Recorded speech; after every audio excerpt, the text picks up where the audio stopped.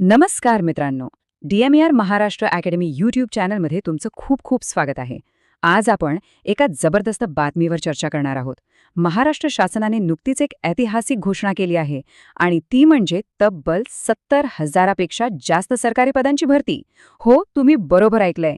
ही महाराष्ट्रातील तरुणांसाठी एक प्रचंड मोठी सुवर्ण संधी आहे.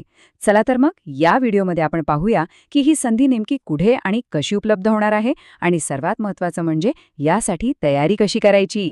70,000+ हा आकडा खरंच खूप मोठा आहे. जरा विचार करा, राज्य सरकारच्या वेगवेगळ्या विभागांमध्ये इतक्या मोठ्या प्रमाणात नवीन लोकांना संधी मिळणार आहे. याचा सरळ सरळ अर्थ असा होतो की तुमची शैक्षणिक पात्रता कोणतीही असो, या महाभरतीमध्ये प्रत्येकासाठी कुठेतरी एक जागा नक्कीच असू शकते. जे लोक अनेक वर्षांपासून सरकारी नोकरीची वाट बघत होते, त्यांच्यासाठी ही खऱ्या अर्थाने एक सुवर्ण संधीच आहे. पण एक गोष्ट आपल्याला लक्षात ठेवली पाहिजे की संधी जेवढी मोठी आहे तेवढीच स्पर्धाही मोठी असणार आहे. त्यामुळे आता फक्त माहिती घेऊन थांबायचं नाहीये, तर योग्य नियोजन करून तयारीला लागणं हे खूप महत्त्वाचं आहे. अगदी बरोबर. ही संधी तुमच्या दारापर्यंत आली आहे, पण ती मिळवण्यासाठी योग्य दिशेने आणि जोरदार प्रयत्न करावे लागतील. मग तुमच्या मनात प्रश्न आला असेल की ही 70,000 पदं नेमकी कोणत्या विभागांमध्ये विभागली गेली आहेत. चला आता त्याचाच सविस्तर आढावा घेऊया. या संपूर्ण महाभरतीमध्ये जो सर्वात मोठा वाटा आहे तो आहे आपल्या आरोग्य विभागाचा. तुम्हाला आठवत असेल, कोरोनाच्या काळात आपल्याला आरोग्य यंत्रणेचं महत्त्व किती आहे हे कळलं. आता हीच यंत्रणा अधिक मजबूत करण्यासाठी सरकार सर्वात मोठी पदभरती याच क्षेत्रात करत आहे. बघा, आरोग्य क्षेत्रातल्या संधी मुख्यत्वे 3 विभागांमध्ये आहेत: सार्वजनिक आरोग्य, वैद्यकीय शिक्षण म्हणजेच आपलं DMER आणि जिल्हा परिषद. या तीनही विभागांमध्ये मिळून जवळपास 10,000 पदांची भरती होण्याची शक्यता आहे. विचार करा, केवढा मोठा आकडा आहे हा. यामुळे राज्याची आरोग्यसेवा नक्कीच आणखी बळकट होईल. इथे एक गोष्ट आपण स्पष्ट करूया. सार्वजनिक आरोग्य विभागातल्या या 5,000 जागा फक्त स्टाफ नर्ससाठी नाहीत, तर यामध्ये ANM, आरोग्य कर्मचारी, लॅब टेक्निशियन, पर्यवेक्षक अशा अनेक वेगवेगळ्या पदांचा समावेश आहे. म्हणजे आरोग्य क्षेत्रातल्या वेगवेगळ्या पात्रता असलेल्या उमेदवारांसाठी इथे खूप मोठी संधी आहे. आणि हो, विशेषतः नर्सिंग क्षेत्रातल्या उमेदवारांनी जरा लक्ष द्या.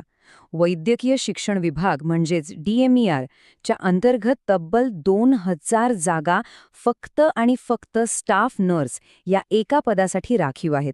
ही खरंच एक अभूतपूर्व संधी आहे, जी पुन्हा पुन्हा येत नाही. आरोग्य क्षेत्राप्रमाणेच इतरही अनेक महत्त्वाच्या विभागांमध्ये हजारो पदांची संधी तुमची वाट बघत आहे. चला आता बघूया ही संधी आणखी कुठे कुठे लपलेली आहे. पुढचा विभाग आहे मृद व जलसंधारण विभाग, जिथे तब्बल 8,000पेक्षा जास्त जागा भरल्या जाणार आहेत. महाराष्ट्राच्या शेती आणि ग्रामीण विकासाचा कणा असलेला हा विभाग आता तरुणांना नोकरीची एक खूप मोठी संधी देत आहे.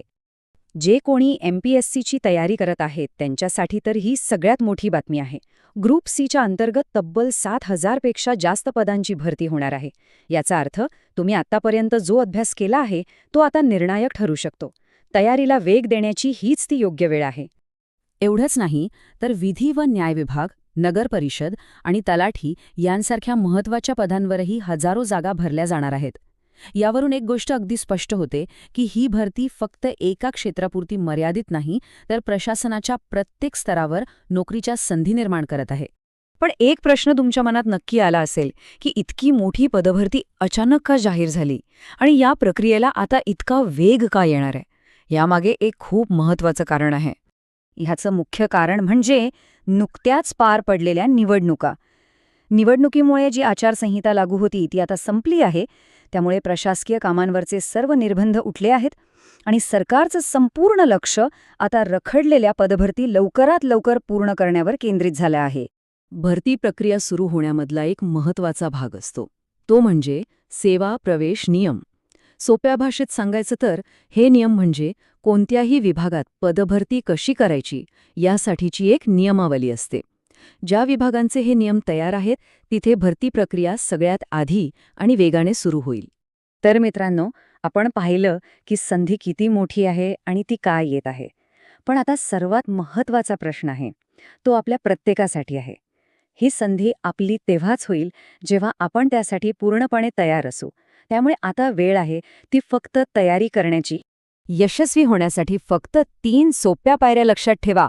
पहिली पायरी, तुमच्या पात्रतेनुसार योग्य पद निवडा. दुसरी पायरी, तुम्ही निवडलेल्या पदाचा तांत्रिक आणि अतांत्रिक अभ्यासक्रम पूर्णपणे समजून घ्या. आणि तिसरी, सगळ्यात महत्त्वाची पायरी, अजिबात वेळ न घालवता सातत्याने आणि आजपासूनच अभ्यासाला लागा. हजारो पदांची ही महासंधी आपल्या दारावर दस्तक देत आहे. प्रश्न फक्त एकच आहे, ह्या संधीचं सोनं करण्यासाठी आपण तयार आहात का? ह्याचा विचार नक्की करा. मित्रांनो, अशा सखोल संशोधनावर आधारित माहिती तुमच्यापर्यंत आणण्यासाठी आमची टीम खूप मेहनत घेत असते. जर तुम्हाला आमचं काम उपयुक्त वाटत असेल तर तुम्ही आमच्या चॅनलची मेंबरशिप जॉईन करून किंवा ह्या UPI QR कोडद्वारे छोटीशी मदत करून आमच्या ह्या प्रवासात सहभागी होऊ शकता. जर तुम्हाला DMER बद्दल अधिक जाणून घ्यायचं असेल तर हा व्हिडिओ नक्की बघा. आणि हो, DMER महाराष्ट्र अकॅडमीला सबस्क्राईब करायला विसरू नका. धन्यवाद.